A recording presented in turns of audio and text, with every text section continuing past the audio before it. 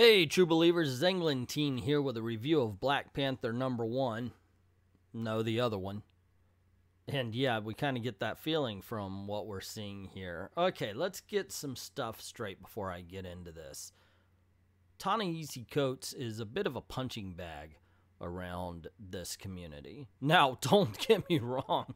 While I see it as an automatic kind of flinching, you know, when you hear his name, you just, oh, it's going to suck. And for good reason, though, you know, I understand this is our flaw, that we just automatically go to it sucks because it's got his name attached to it. But it's for damn good reason, because he has proven himself to suck more often than not. He has written a good comic book here or there throughout his years, but for the most part, if it's got his name on it, it isn't good.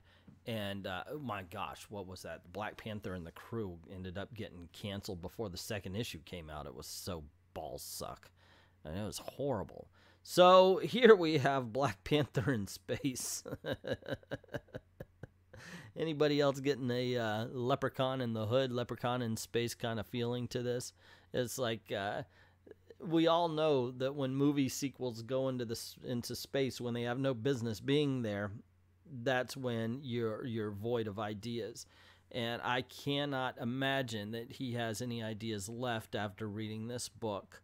Seriously. Okay, so let's see. It starts off, of course, we see Storm in bed. Return to me. Oh, I'm awake. And he's on a ship. And they don't explain why he's on the ship. Oh, wait, no, they do. See, there's this page in the back that says, hey, are you confused? Here's all the information that should have been in the story, but I was such a lazy writer that instead of telling you story, I decided to tell 10 pages without dialogue of an action scene of him escaping whatever slave bondage room filled with dogs and mules, as they call them, mules, instead of giving us a world-building book. It's like, this isn't written for the trade. This is written for the TV show. And that, my friend, is worse. You're in this medium, right? For this medium, we should be hearing about why they're in space. We should be hearing who are these people who have them? Why do they have them? Why is vibranium... why are they going to a vibranium planet? Okay, you know, you can put 2 and 2 together and think, okay, they got some, so... But why would a planet with just one small mound, yes, it's as big as a mountain, but compared to the rest of the planet, compared to an entire planet that may be filled with it or made of it, it would be small. So why are they there at all? This is questions that shouldn't be answered on a flat last page of a book. This is things that should be answered during the story. And there is just page and page after an action scene of him escaping and ending up not really escaping, so it's pointless. So why aren't we getting story? Why? Because it's lazy writing. Ta-Nehisi Coates is not a good writer, and he shows it here. And it's not in any kind of, oh, that SJW. No, it's not. It's just laziness. It's because he is not very good at his job. At least he's not here. I want him to be. Trust me, every comic book I pick up, I don't care who wrote it, I want that comic to be the best comic book I've read since the last comic book I read. And I want the one that I read after that to be better than the first one. I absolutely do. And I was hoping, okay, I hope that he smacks us in the face with a great story. I hope he does that with Captain America, but we're not seeing it here. Now the art. Let's get to the art, because that's going to be easy. It's actually pretty good. You know, it fits the story. Whether or not you enjoy the story, that's up to you. But at the very least, it's decent art. You got to give it. Daniel Arcari, good job, you.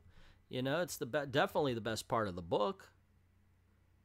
The story ain't gonna what, and once again, it's mainly because those first freaking pages. It goes on forever when, in the end, it has very little to do. It has very little to say. such a waste of space. And it's not, like I said, it doesn't even give us enough information except for in this one dump at the end rather than in the story to say it's good enough to write for the trades. And that I'm sorry, gang, I'm kind of hacked at this, because this is the book he's supposed to be good at, and in the end it's a waste. And that, to me, it's just, I don't know. Now, okay, let me be a little bit honest here, and, well, let me be completely honest, actually. I don't want to lie to anybody. On a visceral level, it could be good. If you like the action, I think you'll love it. If you don't really care about the story, if, like, for a kid getting into Black Panther, this may be the most badass thing in the world. It falls apart if you think about it too much, and I think that was part of the problem. When I saw what they were going for, I was hoping for a better story, and when I finally got that information dump, I went, why at the end of the book on one page in text? Why not all throughout the book is the story? And it really hacked me off. I mean, the first part, while I tear it apart for being bad storytelling, at least it was some action, and taken by itself. If this was like a Marvel Comics Presents and that scene was put in there, I probably would have liked it a lot more. But that's just my opinion. What is yours? Did you buy it? Did you read it? What did you think? Well, I mean, were you looking forward to it? I'm sorry, I'm asking all these questions. Anyway, it is something I'd love to hear from you. Did you like it? Let me know why. I love hearing differences of opinions. If you disagree with me, please. If you agree also, that's always welcome. Anything's always welcome.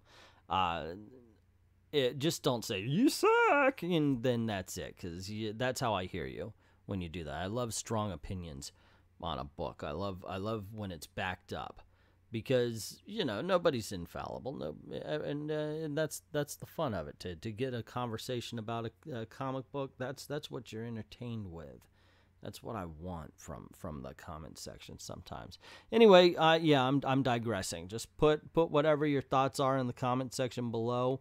Also, if you don't mind, don't forget to hit like, share, of course. That gets word out about the channel. And if you haven't done it already, click subscribe and the notification bell, because sometimes YouTube might actually notify you about something. And we do have cool things going on, like Comic Book Thunderdome every Saturday night, 9 p.m. Eastern Time. We get a couple of geeks together and fight the fights and argue the arguments that you might have in any comic book shop, comic book forum. We're going to even be expanding to manga and video games and all sorts of stuff like that. Also, this is the way of trying to make a living, so if you don't mind helping out the channel, go on over and drop $1 in the till. Helps get the lights on, and most importantly, what we're really trying to do is get better computer and better software to make better videos for you. And we certainly like to thank everybody who's already done that. And to everyone, all of the true believers, thank you very, very much for watching.